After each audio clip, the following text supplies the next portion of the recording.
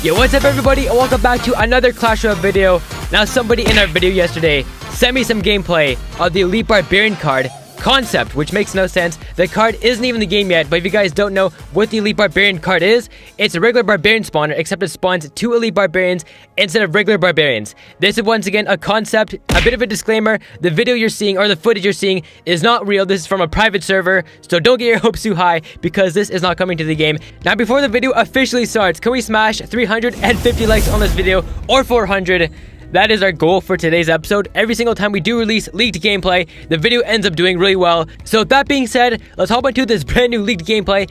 Now the footage in this video doesn't have any audio, which is a bit of a bummer. I do have to apologize for that, but he does turn it up. But when I decided to actually play the audio, it was just some type of like rock band music. So yeah, you're just better off not hearing that type of sound. Now, right from the start, we can tell that this is a private server account, because if we look at his gem count, it is above 900,000, which is just absurd. And his gold count is also at 1 million gold, which is the max in Clash Royale. I've gotten close to it, actually. My max myself is 300,000k gold, which is a crazy ton, but then I went on a spending spree, and I got to level 11, and that's just another story. Now, from looking specifically at this footage, we can tell that this is a very different private server account, because first of all, there's a dragon on the top right corner. That's an epic card, which is level 5, so that's new. We don't normally get a dragon in the game.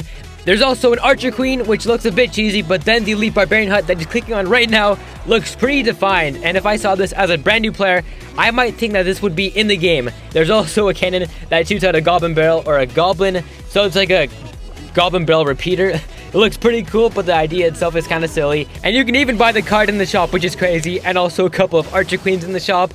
Don't know what's happening here, but if I got my hands on a private server, which I don't really know how to do, I would play this game a lot. And even when he did open up that magical chest, we saw that he got a couple of Elite Barbarian huts. So I don't know how this guy like coded this private server, but he does it pretty well, because the gameplay is also decent. Now, right now, he's going on a big chest spree, spending his unlimited gems on just getting his account up, which makes a lot of sense. Doing this would be a ton of fun. I don't know if you can make videos off of private servers if Clash Royale allows that, because if I made a video titled opening 99 super magical chests, but I was just on a private server, then you guys would probably be a bit disappointed. Now, you guys will probably have mixed feelings about this gameplay, because it's half decent and it's half not. Like, as an example, when he puts down the Archer Queen, instead of getting an actual Archer Queen, you're just getting a really big Musketeer, which does look really funny. I mean, like, making a video with just massive Musketeers would be a lot of fun to do, but at the same time, it's a bit disappointing. Now, what are your thoughts on this gameplay? Because it looks half cheesy, like I said before, but a bit decent. And if the Archer Queen did come to the game, then she would have the same type of DPS and same type of range as this buffed Musketeer card. So a pretty good analogy with the two cards, but the gameplay itself is a bit disappointing just because the skin isn't there. Now, you guys might be wondering, where exactly is this Elite Barbarian hut gameplay, and also, where is the dragon gameplay? Like as clearly shown, there's definitely a dragon card, an Elite Barbarian hut, and the Archer Queen inside of this private server. Now, if you guys do want official Elite Barbarian gameplay hut, then go ahead and check out this awesome YouTuber named Radical Rosh. Not only did he post some epic gameplay of this brand new Elite Barbarian hut concept, but he's the one that made it in the first place. So once again, his channel link will be down below in the description. Go ahead, subscribe to him. Now, if you guys do agree with this Elite Barbarian card concept, and that we should have an 8 elixir building that spawns 2 Elite Barbarians at a time, then go ahead and like the video. It is truly an amazing idea, but the downside to this idea is that if you have a hut that spawns 3 to 4 pairs of Elite Barbarians, you're like getting 18 to 24 of elixir value, which is just untold of. And maybe if they did make this card worth 10 elixir, then it could be implemented in the game, just because it is such an expensive card, and the rocket could be a very good counter for this card. But until then, the card would be very overpowered if it was introduced in the game for only 8 elixir. Now, in the past 2 weeks, my best video so far is the dragon video.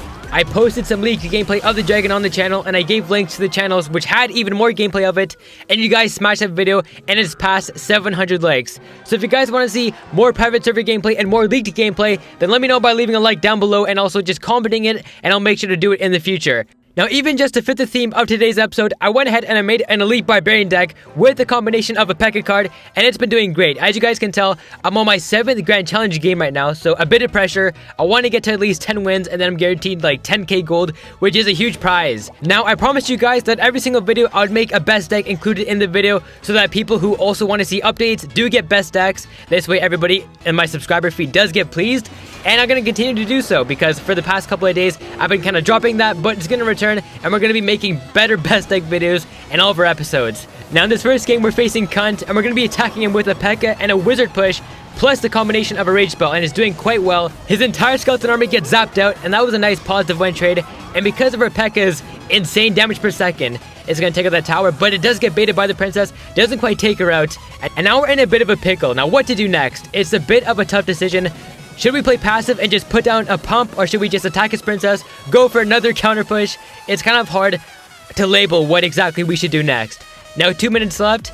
There is a big chunk of the game left. Now after that first engagement, we can sort of tell that our P.E.K.K.A. deck is a great counter for his deck because we took out his tower so effectively. So I'm going to be a bit greedy, and I might go for a 3-crown push, but for now, we're just going to be defending. Now in my deck, there's no clear counter for his Fire Spirits, which is why I'm going to ambush them with my Elite Barbs, take him out, and get a nice positive 4 trade. They don't quite make it to his tower though, as the Fire Spirits did spawn on my Elite Barbs. Unfortunate, but it had to be done. And that single Electric Wizard doing a ton of damage. I think that was a total of 800 damage on that King Tower. Not a bad result, but I'm in a bit of a dilemma. Should we play passive and just defend our 1 crown? Or should we go for a 3-crown push? We very much can, because with W Elixir and with our great support cards, we can easily take out all of his very lightly armored cards. Like our Wizard just destroying those minions, takes out the Fire Spirits, and now we're going to be in for a great ambush. Goblin Gang for that princess, a nice part trade. And because my Goblin Gang is a bit underleveled, he can zap it for a positive 1 trade, but I'm not too worried about that. Most of our power in our deck does come from our P.E.K.K.A. and Wizard cards, so nothing to worry about right there. Gonna completely ignore his Goblin Barrel, go for a King Tower push, and he's gonna keep on pushing by 1 tower. Now the reason why his play does confuse me is because this is a grand challenge and not a regular game, so getting crowns doesn't matter. All that matters is getting the win, and because he wasted so much elixir on just getting down my crown tower with his Goblin Barrel, we're gonna have a lot of wizards closing in on his tower, and all we need now is just 1 more P.E.K.K.A. push or 1 more Elite Barbarian push, and we're gonna get his King Tower. And again, another Goblin Barrel ambush, but it's too late. Elite Barb's closing on the King Tower, and a great 3-count win with this P.E.K.K.A. and Elite Barbarian deck. Now some of you, after seeing this deck's initial average cost, you might be thinking that it sucks, but this game is proof that it does work against very annoying swarm decks, because remember, the P.E.K.K.A. and the Elite Barb's main counter are cards like Skeleton Army and Goblin Gang, and with the Zapdo and the Wizard behind your P.E.K.K.A., you can just take out those cards and do massive pushes, and that's why I feel that the Wizard is such a good support card in the game. It is way better than the Executioner card, which I feel is a bit weak, and they did undermine it with that last patch update. So, yeah. Best support card with the P.E.K.K.A. is definitely the Wizard. Alright, so here is our second opponent facing Omnizio. I believe that's how you say his name. Quite a weird one. But the perfect counter for the bowler is the P.E.K.K.A. And if we do take out that card, then that will be an easy 5 elixir cleanup. And with minions coming in, the Wizard is going to be the prime counter. A free 3 elixir trade right there. And plus his bowler, that's another 5 elixir trade.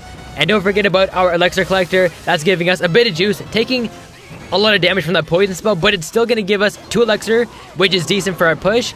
And now let's go ahead and maybe rage up our P.E.K.K.A. and zap a Skeleton Army if it does come inbound. But instead of actually doing so, I put push with my Elite Barbs, proving to be right.